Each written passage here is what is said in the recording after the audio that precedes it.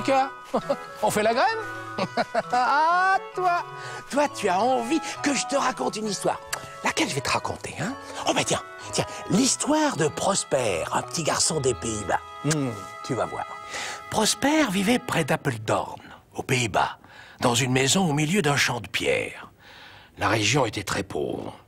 Les enfants travaillaient dur, tandis que les hommes discutaient pour savoir comment sortir de cette misère.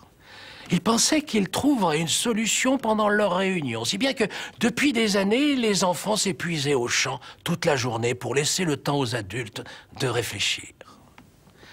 La veille de Noël, un mage leur rendit visite et leur annonça qu'un trésor était caché près du village. Mais une sorcière avait jeté un maléfice.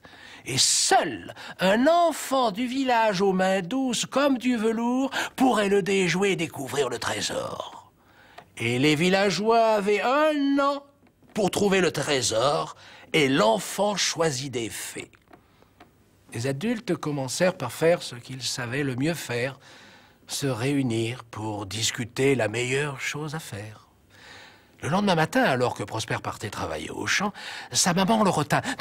Non, ce n'est plus possible que Prosper travaille. Il va s'abîmer les mains, et oui, si c'était lui, l'enfant choisi des fées.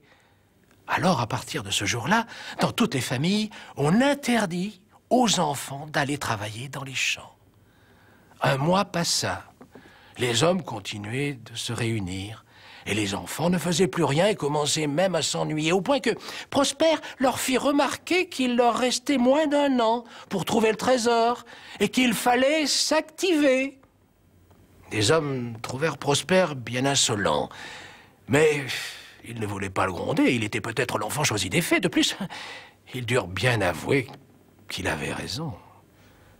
Et après de longues discussions, les adultes décidèrent d'occuper les enfants en leur apprenant ce que certains grands savaient.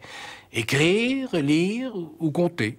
Ah, c'était plus simple pour eux. Ah oui, comme ça, ils pouvaient les surveiller. Et comme l'un d'entre eux était promis à un bel avenir d'enfant choisi des fées, il était important de l'éduquer. De leur côté, les hommes se mirent à fouiller dans les forêts, les rivières, les collines, mais sans succès. Prosper, encore lui, émit alors l'idée que le trésor était peut-être caché dans un champ. Les hommes décidèrent de retourner toute la terre des environs. Ils enlevèrent les pierres des champs, une à une, et les labourèrent centimètre par centimètre. Alors ils en profitèrent pour planter des légumes, des céréales, des fleurs et des arbres fruitiers. Et 1 an plus tard, le mage revint au village. Alors tous les villageois attendaient avec impatience ce que le mage allait leur annoncer. Alors, leur dit-il, « Je vois que vous avez trouvé le trésor.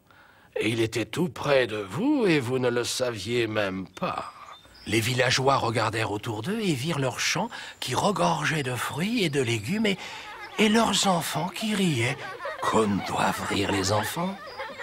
Alors ils comprirent que Prosper leur avait indiqué où était le trésor, dans leurs propres mains. Et les enfants sont tous choisis par les fées. Et toi, ma petite canaille, hein? Ah, j'en ai de la chance. Moi, je suis un Père Noël qui a été choisi par une gentille petite chienne.